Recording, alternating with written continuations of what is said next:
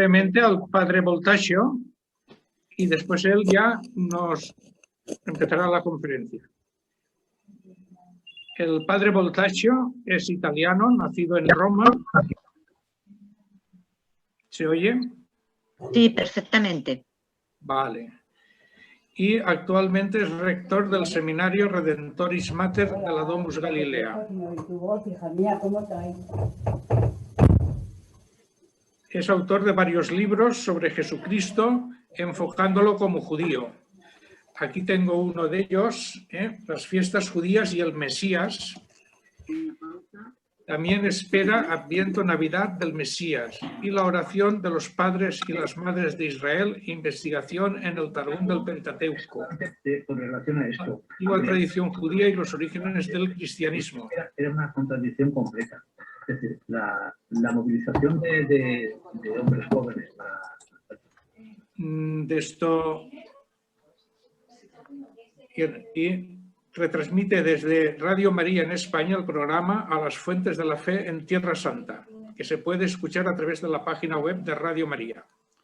Es buen conocedor del idioma hebreo y de la actual cultura israelí, por lo que nos hablará de su experiencia de la convivencia entre cristianos y judíos en Israel. También nos dará su vivencia de la actual situación COVID en Israel. Esta conferencia ha sido iniciativa de Ramón Alfaro, un miembro de la Amistad Judeo-Cristiana de Valencia, que tuvo la idea de contactar con el padre Voltaggio. Ramón Alfaro hoy no está aquí, pero si todo va bien, podrá ir pronto a Israel y creo que te podrá saludar personalmente, padre Francesco. Pues cuando usted quiera. Muy bien, buenas tardes a todos, muchas gracias para la invitación, agradezco Francisco por su presentación, su cariño, también agradezco a Ramón que me ha contactado, como ya tú has dicho Francisco, y también a Víctor para la ayuda técnica, y a todos vosotros, especialmente a la Amistad Judeo-Cristiana de Valencia, que hasta ahora conozco solamente por newsletter o internet. Después quiero también felicitar a las mujeres aquí que están presentes con nosotros para el Día de la Mujer.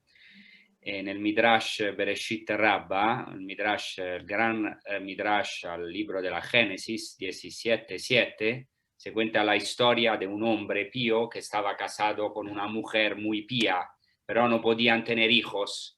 Entonces dijeron, no tienen nada ante el santo bendito sea, así que se divorciaron. El hombre se fue y se casó con una mujer malvada que lo convirtió en malvado, mientras que ella, la mujer pía, se fue y se casó con un malvado y lo hizo justo. Y dice el Midrash, concluye así el Midrash, de esto se desprende que todo viene de la mujer. Entonces, esto para felicitaros, es un texto muy lindo y seguramente no machista de la tradición judía, porque muchas veces podemos también tener prejuicios. Es verdad también que en algunos textos religiosos no siempre la mujer es exaltada, pero por ejemplo en este texto es muy exaltada, seguramente más del hombre.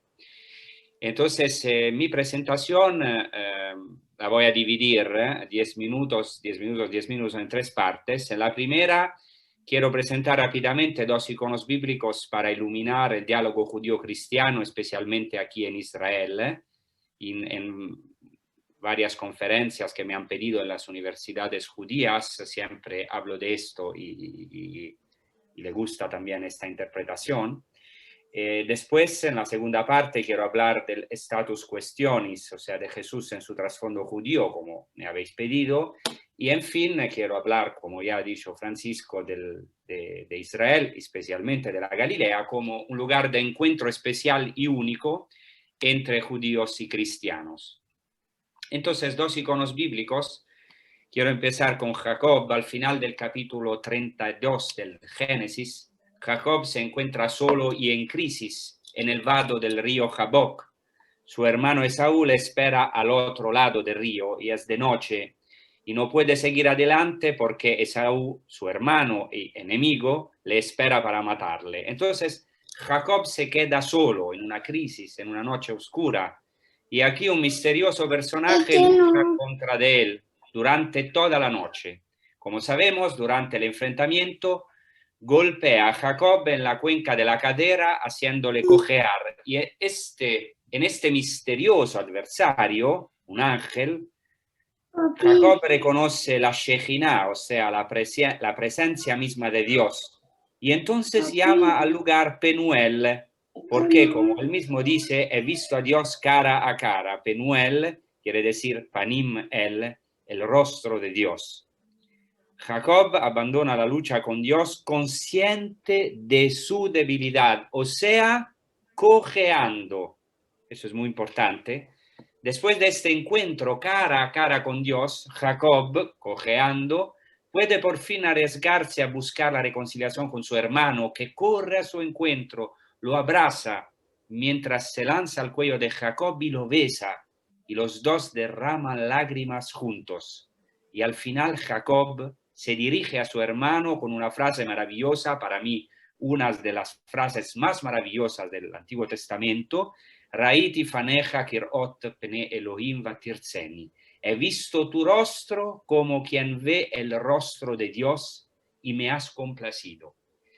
En este relato se encuentra una clave hermenéutica de interpretación de primera importancia para entender el renovado abrazo entre hermanos judíos y cristianos.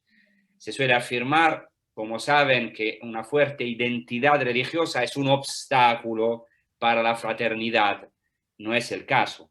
El fundamentalismo es una desviación de la fe, un acto de alejamiento del rostro de Dios. Por el contrario, cuando se vuelve a buscar el rostro del Dios verdadero y vivo, se da paso a ver el rostro del otro como el rostro de Dios. Kirot pene Elohim.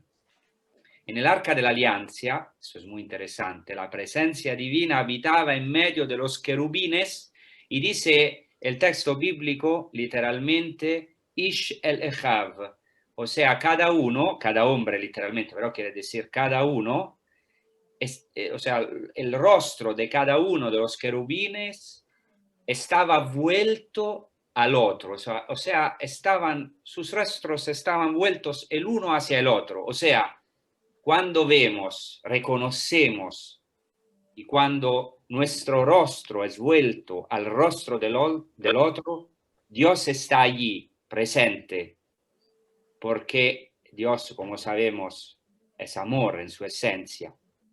En su reciente histórico viaje a los Emiratos Árabes Unidos, el Papa Francisco firmó junto con el gran imán del Al-Azhar, Ahmad Al-Tayeb, un documento sobre la fraternidad humana que es base para el futuro diálogo con los musulmanes, que afirma: en el nombre de Dios que ha creado a todos los seres humanos iguales en derechos, deberes y dignidad, y que los ha llamado a vivir juntos como hermanos y hermanas, para llenar la tierra y dar a conocer los valores de la bondad, el amor y la paz.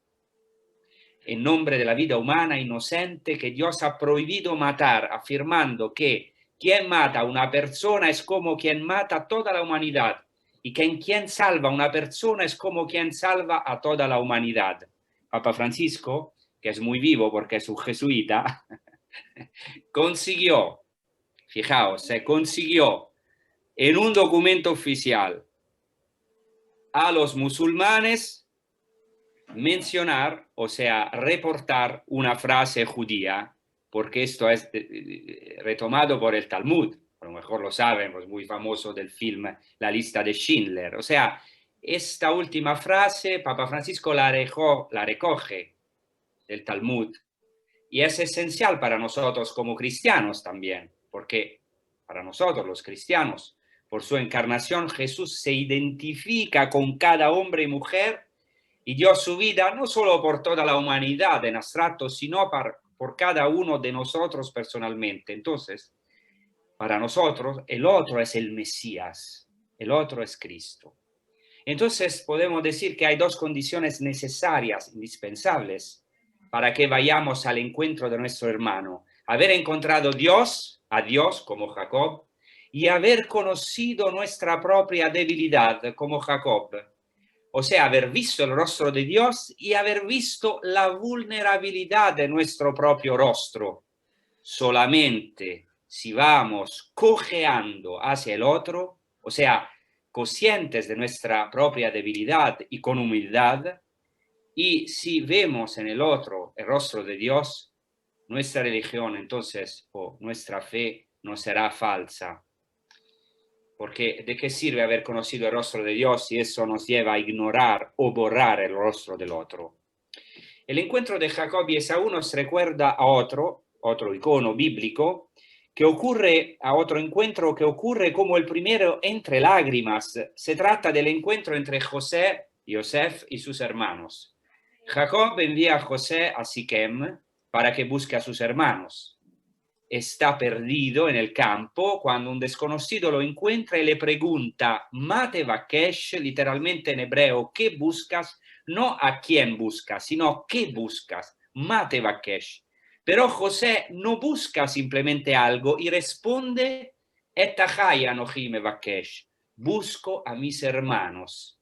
Esto lo podemos tomar como el grito profundo que todos tenemos en nuestro interior. Busco a mis hermanos.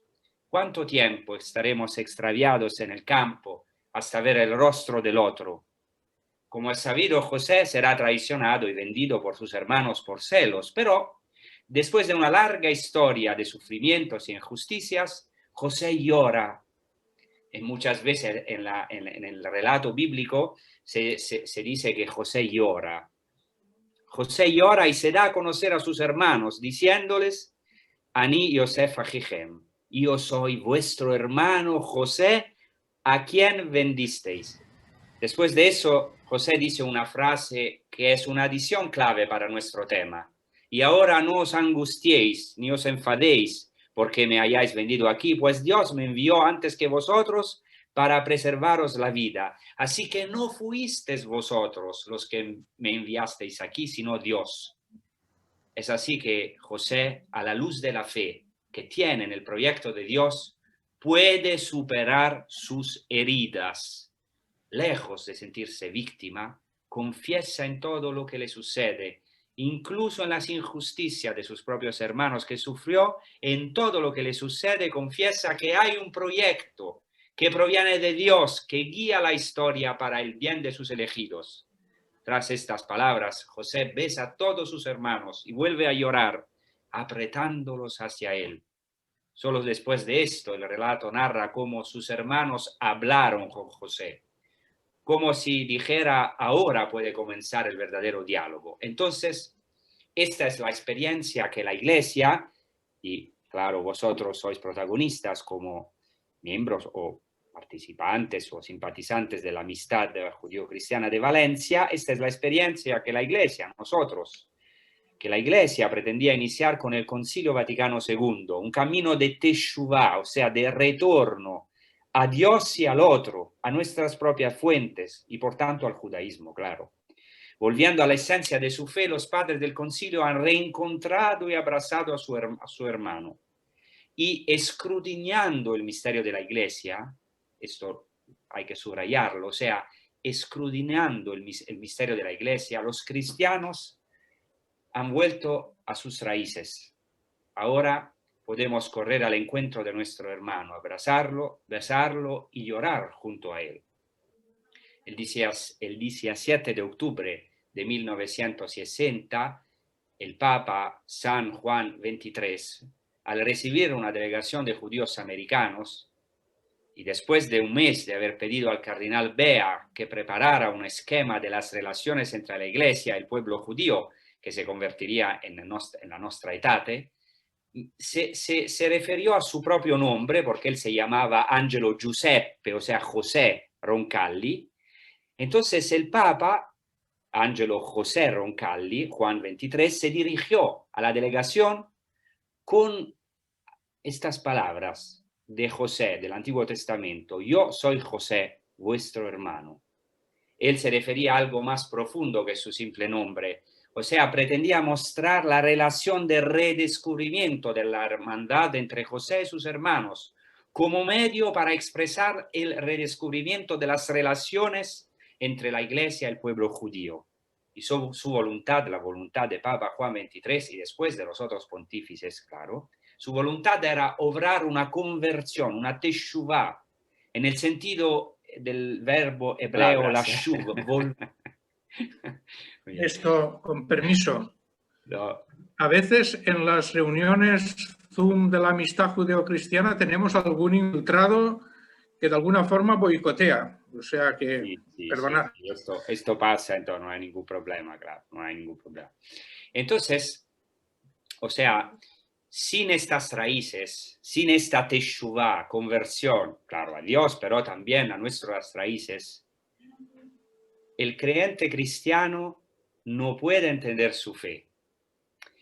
Entonces, es claro que este abrazo entre judíos y cristianos no es un abrazo buenista o un acto de amnistía ni de un mero olvido. Dicen los judíos, asur lishkoach, es prohibido olvidar, sino de cargar con las heridas del otro, las injusticias también que se han sufrido o infligido por el pecado, y de cargar con el sufrimiento del otro. Entonces, ahora, después de estos primeros 10 minutos, paso a hablar de Jesús en su trasfondo judío, que es, claro, parte de mis estudios, de mi doctorado también. Claro, en 10 minutos no puedo, pero a lo mejor después en las preguntas, si alguien tiene. Yo he estudiado la literatura rabínica, he estudiado un doctorado en arqueología y sagrada escritura. Mi tesis es sobre la literatura rabínica, especialmente la literatura targúmica, o sea, el Targum en arameo del Antiguo Testamento, la oración judía, que también tiene su interés como trasfondo del Nuevo Testamento. La primera cosa importantísima que hay que entender para estudiar Jesús o para profundizar la figura de Jesús en su trasfondo judío es que la escritura nace de la tradición y sin tradición no hay escritura. O sea, la escritura no es un texto muerto, sino que tiene una tradición, o sea, es un escrito, es un libro escrito, originado por la fe de un pueblo, que se ha desarrollado en la fe de un pueblo y es indirizado a la fe de un pueblo vivo, que es el pueblo judío.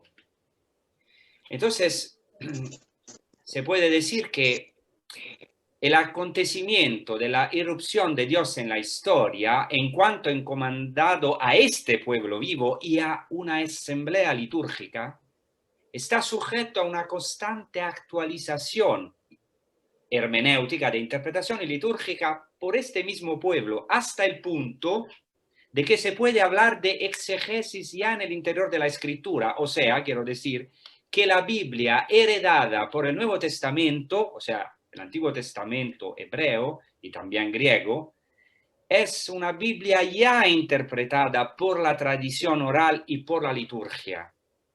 Eso es fundamental, porque en la tradición judía nunca, como saben, es posible separar la Torá escrita de la Torá oral. Torá shebichtav, Torá shebeal peh, así se llaman, ¿no? La Torá escrita y la Torá oral, ambas objetos, según los judíos, de la revelación de Dios en el Sinaí. O sea, la exegesis judía, aún venerando la literidad del texto como un tesoro, distingue, sin separarlas, la escritura y su interpretación oral. Entonces, en el judaísmo desde el siglo I de nuestra era, el judaísmo de Jesús, la escritura no constituía un texto desnudo. Bien, otra interferencia. Mil perdones, pero se cuela gente y no se puede evitar. Lo siento. Claro, no hay ningún problema, ¿no? Ahora me oyen, ¿no? Sí, perfectamente. Muy bien. Entonces, ¿qué quiero decir con esto? Que esto es muy importante, este punto, quiero explicarlo bien, que no se puede interpretar la figura de Jesús y el Nuevo Testamento sin aprofundizar las tradiciones judías que son vivas y que acompañan el texto bíblico.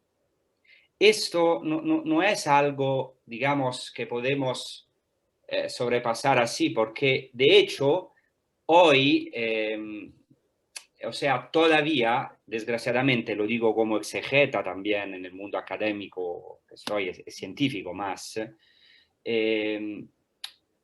todavía tenemos que percorrer o hacer un largo camino hacia la valorización del trasfondo judío de la figura de Jesús y del Nuevo Testamento.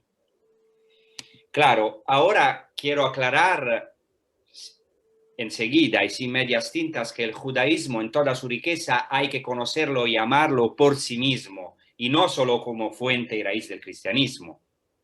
Sin embargo, no se puede negar que para los cristianos es fundamental conocer el Antiguo Testamento y también las instituciones judías, sus tradiciones y su liturgia, para comprender el Nuevo Testamento, el acontecimiento Cristo, las instituciones, la liturgia y la fe de la Iglesia, porque en Jerusalén, en el pueblo judío, hemos nacido y ahí están todas nuestras fuentes. Y de ahí nace toda renovación de la Iglesia, como pasó en el Concilio Vaticano II.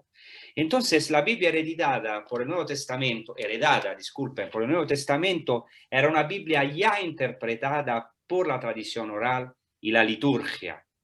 O sea, los autores del Nuevo Testamento, como Jesús, estaban impregnados de la escritura, de la tradición oral y de la liturgia judía. Muchas veces esto no aparece explícitamente en la escritura, ¿no? Por ejemplo, si yo os digo que ahora vamos a recitar el rosario, no se necesita que yo explique qué es el rosario por la mayoría, pienso, de la gente que está escuchando esta conferencia. Lo mismo en el Nuevo Testamento. Muchas veces solamente, por ejemplo, se menciona una fiesta, pero sin aprofundizar toda la riqueza. ¿Por qué? De esta fiesta, ¿por qué? De su liturgia. ¿Por qué? Porque todos al tiempo de los autores del Nuevo Testamento prácticamente conocían toda la riqueza litúrgica de una determinada fiesta. Entonces, los autores del Nuevo Testamento estaban impregnados de la escritura, de la tradición oral y de la liturgia judía, sea debido a su ser judío, sea por su convicción teológica del cumplimiento de dicha escritura, tradición y liturgia en Jesús de Nazaret. Entonces, también, por ejemplo, este hecho ayuda a comprender por qué ellos se refieren a menudo al Antiguo Testamento, no a través de una rigurosa fidelidad al texto, sino queriendo atribuirle su pleno sentido. Tenían una amplia tradición textual y una sólida tradición hermenéutica, o sea, de interpretación oral. Por eso podemos decir que el Nuevo Testamento es un enigma para el que no lo refiere al Antiguo.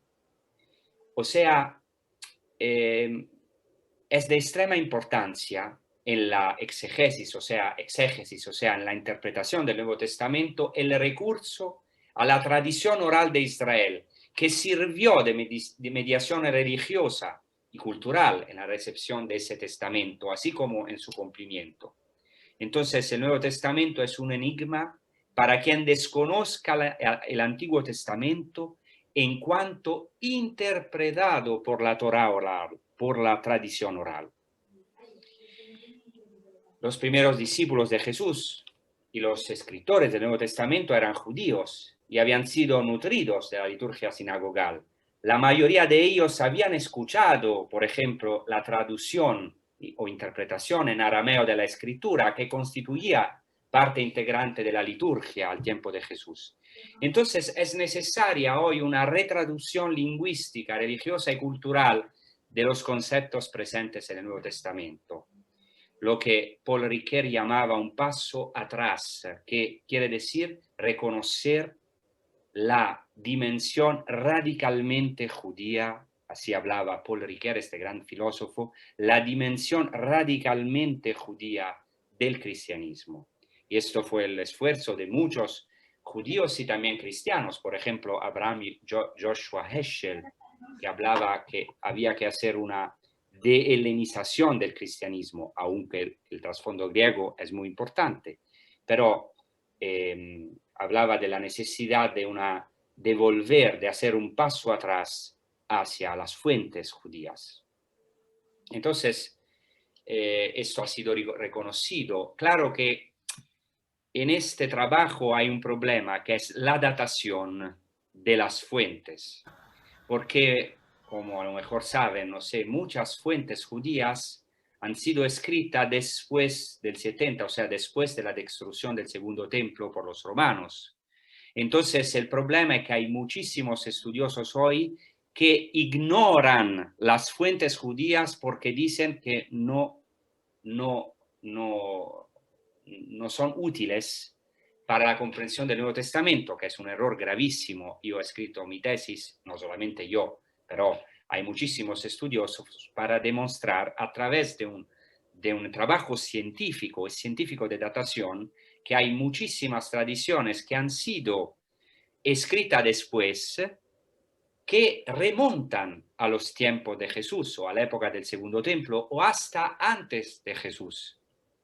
Esto es fundamental porque, claro que se necesita, como en cada ciencia, una metodología seria y un estudio crítico de las fuentes, pero no podemos entrar en un escepticismo como a decir que no se puede saber nada antes del 70. Esto es fundamental. Por ejemplo, me imagino que vosotros o muchos de vosotros conocéis el Seder Pascual, o sea, el ritual de la Pascua judía. El ritual de la Pascua judía, como lo celebran hoy los judíos, claro que es un desarrollo. No todos los elementos remontan al tiempo de Jesús, sino que como en nuestra liturgia, en todas las liturgias, hay un desarrollo, también elementos posteriores. Pero ahora muchos dicen, no se puede utilizar absolutamente la Agadá Pascual, el Seder Pascual, para iluminar nuestra fe o nuestra Eucaristía. No es así. No es así, no es así, por dos razones. Porque se puede remontar a los fundamentos, a las cosas esenciales, primero, a través de un estudio histórico y científico muy serio, muy riguroso, primero.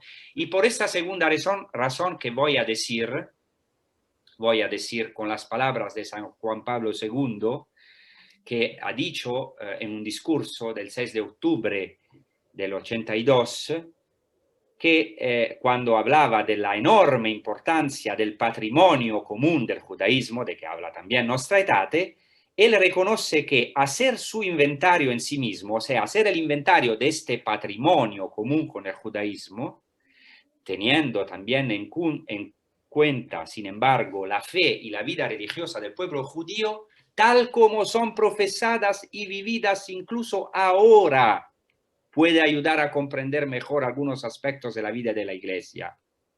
Y el Papa añade, es el caso de la liturgia. O sea, ¿qué quiero decir? Que nuestro interés por el judaísmo no tiene nada de arqueológico. O sea, no es solamente arqueológico, también es necesario conocer el judaísmo en la época del Segundo Templo. Es de capital importancia para la comprensión del Nuevo Testamento, de la vida y de la liturgia de la Iglesia primitiva. Pero no debe omitirse el conocimiento de la fe judía tal como es vivida hoy en día, porque, ha dicho este Santo Papa, Juan Pablo II, puede iluminar varios aspectos de la vida actual de la Iglesia. Debemos reconocer sinceramente que todavía estamos muy atrás en este camino, especialmente en estos últimos años, desgraciadamente, porque hay fieles cristianos y encima muchos estudiosos que no solo ignoran la actual vida religiosa judía, sino que la miran con una cierta desconfianza. Muy bien, esto que quería decir más cosas, pero esto es la segunda parte. La tercera parte, me habéis pedido de hablar de nuestro diálogo judío-cristiano en Israel y quiero compartir algunas fotos. Claro que voy a hablar prevalentemente de lo que hemos vivido en Galilea, porque yo vivo en Galilea, en el Monte de las Bienaventuranzas, enfrente del lago de Galilea. Hemos tenido aquí, en el sitio donde estoy, en la Domus Galilea, muchísimos encuentros de amistad con el pueblo judío, no solamente con los religiosos, sino también con los laicos, como se dice en hebreo, con los gilonim, que quiere decir con los no religiosos, sin hacer proselitismo, pero dando testimonio de nuestra fe y de nuestra, sobre todo, amistad y amor hacia el pueblo judío y también hacia el pueblo árabe, porque mi tarea es, yo soy rector de un seminario que se llama Seminario Redentoris Mater de la Galilea, donde tenemos 34 seminaristas, ya hemos ordenado 15 sacerdotes y todos aprendemos el hebreo y el árabe, porque esta casa donde me encuentro es un puente entre la Iglesia Católica y el mundo judío de una parte, pero también entre la Iglesia Católica y el mundo árabe del Medio Oriente, especialmente los árabes cristianos, que aquí son una minoría, y nosotros trabajamos muchísimo también con los árabes israelí, que hablan árabe, su idioma materno es árabe, pero todos saben muy bien el hebreo a un nivel muy alto y también tienen muchas relaciones claramente con los israelíes, con el mundo judío, porque son israelíes. Y después también nuestra tarea es también con la Palestina, con Jordania, con el Golfo, con Chipre, porque nuestras diócesis incluye también Palestina, Chipre, Jordania y también claramente Israel.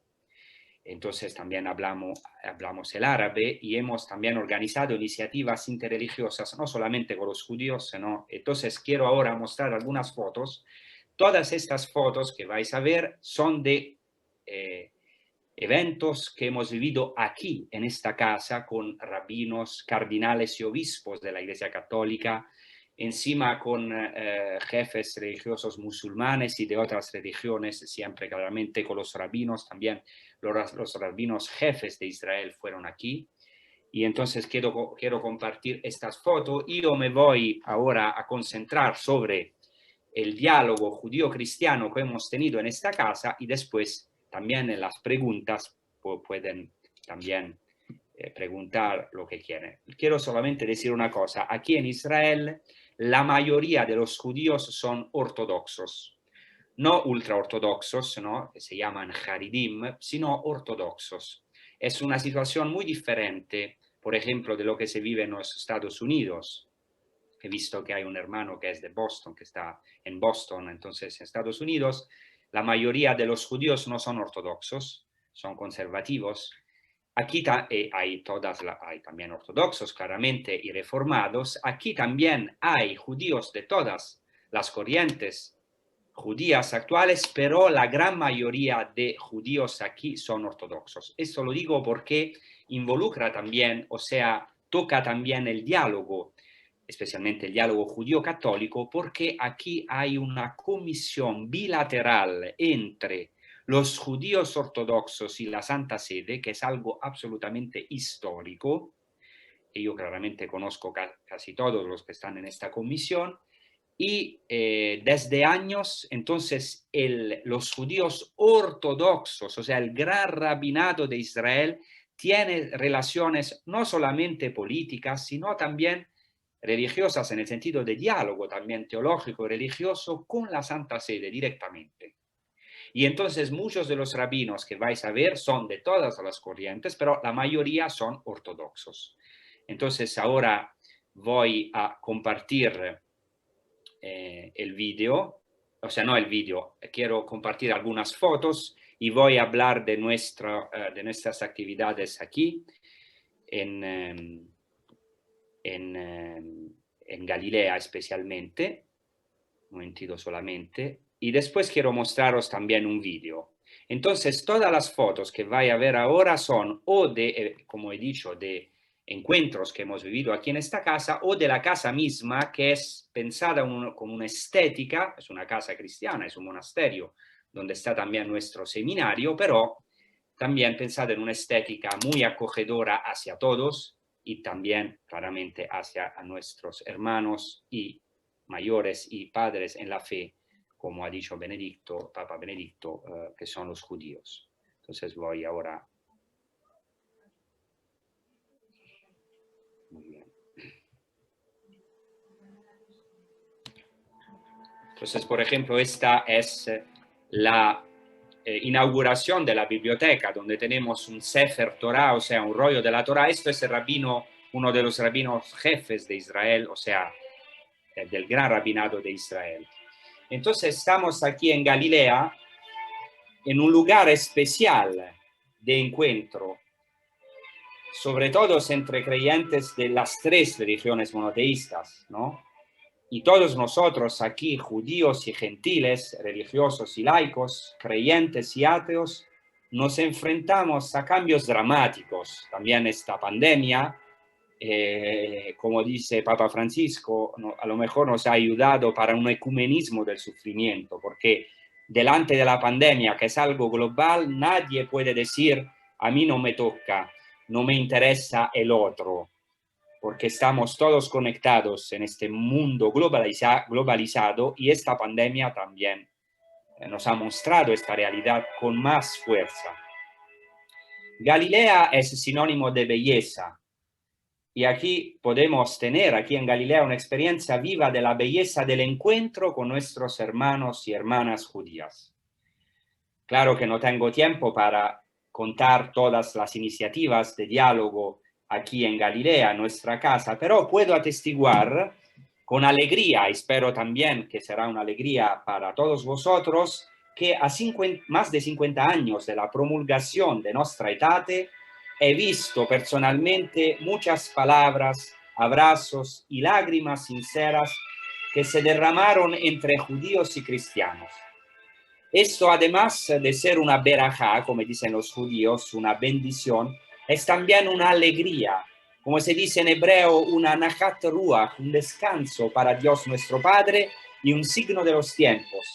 Para algunos rabinos que han sido en estos encuentros, estas son sus palabras, fue también una señal de la presencia del Ikvot HaMashiach en hebreo, de los pasos del Mesías, o sea, un signo que el Mesías está a las puertas, que está cerca. Estamos, como ya he dicho, aquí en el Monte de las Bienaventuranzas, en un monasterio llamado Domus Galilee, Domus Galilee, que es un centro donde los cristianos en general y el clero y los sacerdotes en particular pueden estar en contacto con la tradición judía. La casa, como ya he dicho, quiere ser un puente entre la Iglesia Católica y el pueblo judío y también con los árabes, como podéis ver de estas fotos que van pasando. La casa también tiene un intento ayudar a volver a las raíces judías y sobre todo a nuestras raíces cristianas, que es el bautismo, que son los padres de la Iglesia. El Papa Juan Pablo II inauguró este centro que estáis viendo, este monasterio, en el año 2000. En esta ocasión, en esta histórica visita de Juan Pablo II, hemos organizado aquí una misa con 80.000 creyentes de todo el mundo y, claro, fieles de Tierra Santa, sobre todo árabes, entre ellos 50.000 jóvenes de nuestro camino de fe, que se llama Camino Neocatecumenal. La Domus, como estáis viendo, es una casa abierta, con una nueva estética, abierta a todos. Vienen cristianos de todo el mundo, así como cristianos árabes locales, musulmanes, drusos, judíos religiosos y seculares, como he dicho. Fijaos que en estos años, cada año, no claramente este año de pandemia, a causa del virus, pero el año pasado, cada año pasan más o menos 120.000 israelíes y judíos de esta casa. En la biblioteca del monasterio visitamos un rollo de la Torá muy antiguo, o sea, guardamos un rollo de la Torá muy antiguo y hemos pedido al Gran Rabinado que nos permitiera conservar este rollo de la Torá, este Sefer Torá. No solamente dieron la aprobación, sino que los rabinos del Gran Rabinato también vinieron a la biblioteca para dedicarlo, o sea, para inaugurar esta biblioteca y hemos danzado juntos, hemos cantado. Fijaos que los rabinos del Gran Rabinato de Israel han cantado los 10 mandamientos. Aquí hay Rav David Rosen, que es del Gran Rabinato de Israel, aquí el secretario del Gran Rabinato de Israel, aquí Rav Alon Goshen Goldstein, varios rabinos, y fijaos que han cantado los 10 mandamientos en hebreo y nos han dado el permiso de cantar el Evangelio en frente de ellos, judíos o rabinos ortodoxos del Gran Rabinato de Israel. Nosotros hemos cantado el Evangelio en latín de las Bienaventuranzas, claro, porque estamos aquí en el Monte de las Bienaventuranzas. También porque hay una relación entre las Bienaventuranzas y los 10 mandamientos. Aquí estáis viendo una sinfonía que hemos organizado en Auschwitz, en honor al sufrimiento de los inocentes. Hemos invitado a rabinos y judíos de Jerusalén, Galilea, Nueva York, de todo el mundo, 2.300 judíos en Auschwitz, enfrente de la puerta de la muerte, que es prácticamente imposible hacer allá un concierto, porque no es un concierto, porque allá claramente quieren respetar el silencio, pero esta es una música para el sufrimiento de los inocentes, es una celebración más que una música. Y había allá en Auschwitz 2.000 personas, rabinos de todo el mundo, y judíos y también cristianos. Una vez al año organizamos una gran celebración aquí en la Domus, invitando a nuestros vecinos israelíes. El año pasado, 1.300 personas, hace 2 años, 1.300 personas vinieron a esta celebración. Juntos leemos la Biblia, también el Nuevo Testamento, cantamos y bailamos juntos. Ya 2 veces, si podéis ver aquí la foto, hemos organizado un encuentro espiritual de 3 días, una convivencia, nosotros la llamamos, aquí podéis ver, 3 días con rabinos, mujeres judías, cardenales, obispos y hermanos de nuestro camino de fe. Y han venido 150 rabinos con sus mujeres de todo el mundo, con sus esposas. El milagro fue que vinieron de las diferentes corrientes del judaísmo, ortodoxos, conservadores, judíos reformados. Hemos rezado juntos, hemos cantado y bailado juntos, respetando claramente la identidad de cada uno, como podéis ver. Después de estas conferencias, de esos encuentros, especialmente después de del primer encuentro que hemos hecho aquí en la Domus, muchos rabinos ortodoxos emitieron una declaración sobre la religión cristiana que es fundamental. Espero que si no la conocéis, hay que conocerla. Se llama hacer la voluntad de nuestro Padre en el cielo, hacia un partenariado, no sé cómo se dice en español, un partnership entre judíos y cristianos. Y una cuarta parte de los rabinos que han firmado este documento, lo podéis ver aquí en las fotos, porque estuvieron, aquí está también el cardenal Schönborn con los cardinales en este encuentro. Quiero solo para concluir leer 2 frases impresionantes de esta declaración, que es una declaración de judíos ortodoxos. Voy a leer la primera. Dice así: al igual que Maimónides y Yehuda Levi, reconocemos que la aparición del cristianismo en la historia de la humanidad no es ni un accidente ni un error, sino el resultado y el regalo divino deseado para las naciones. Segunda frase: ya no somos enemigos, sino socios inequívocos en la articulación de los valores morales esenciales para la supervivencia y el bienestar de la humanidad. Ninguno de nosotros puede cumplir la misión de Dios en este mundo en solitario. Ecco, espero que esto pueda alegrar.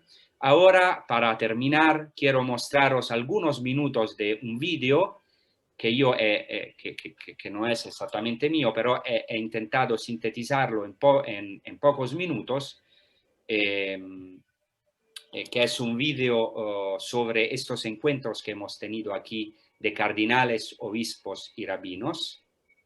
Solamente un momento, que voy a ponerlo. Ya en un momento.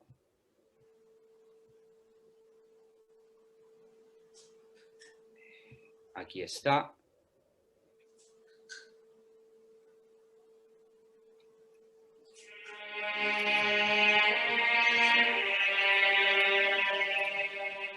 Imna matzati chen be'enecha velakachta minchati miyadi ki al ken ra'iti fanecha kirot pene Elohim vatirtze.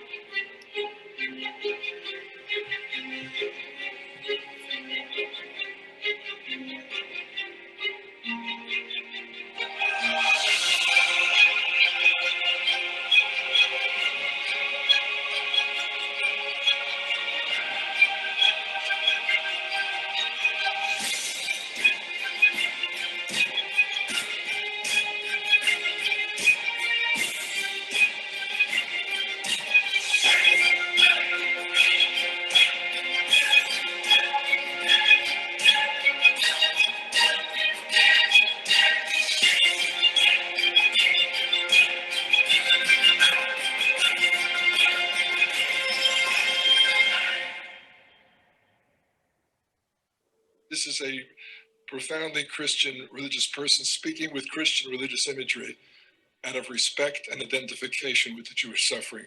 So I hope that you can see past the externals and understand the deeper relationship between the two of us and the way in which the neo-catechumenal way has been really a model of trying to bring Catholics and Jews together in greater love and greater responsibility.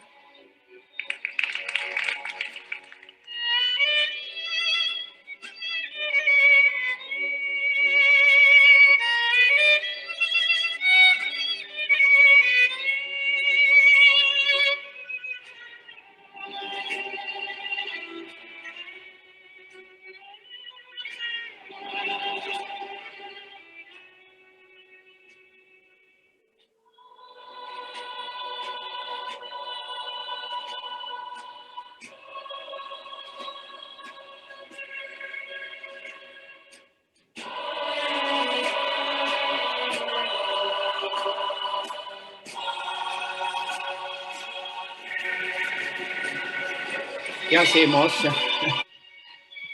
Bueno. Vamos a seguir, ¿eh? Perdone, pero es que no se puede evitar estas cosas, estas intromisiones. Ok, no, está bien. Lo lamento, padre. Sí, no importa, no importa. Vamos a... si queréis seguirlo a ver, lo voy a recargar, que es un segundito, pero como prefieren, porque es muy corto, faltan solamente 4 minutos. Yo si Sería bien, ¿no? si Francisco Fontana me autoriza, no voy a dejar entrar a nadie más. No, no importa. Hay 6 personas más que quieren entrar, 7. Ok. Y puede haber algún... Perfecto, entonces voy ahora ya a recargarlo y voy al minutito, voy al tercer minuto porque ya está.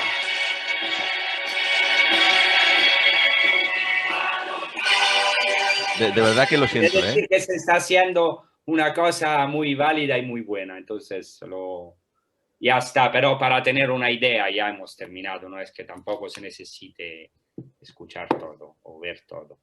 Muchas gracias, ya he terminado y no sé si tienen algunas preguntas, con mucho gusto. Bien, desde ahora se abre un coloquio. Quien quiera hablar que levante la mano y Víctor le dará voz. Yo simplemente 2 cosas. Primero, agradecer al padre Voltasio su exposición, totalmente en línea de los ideales de la amistad judeo-cristiana aquí en Valencia, aunque claro, vosotros lo lleváis a un nivel internacional. Nosotros solamente funcionamos aquí en la Comunidad Valenciana.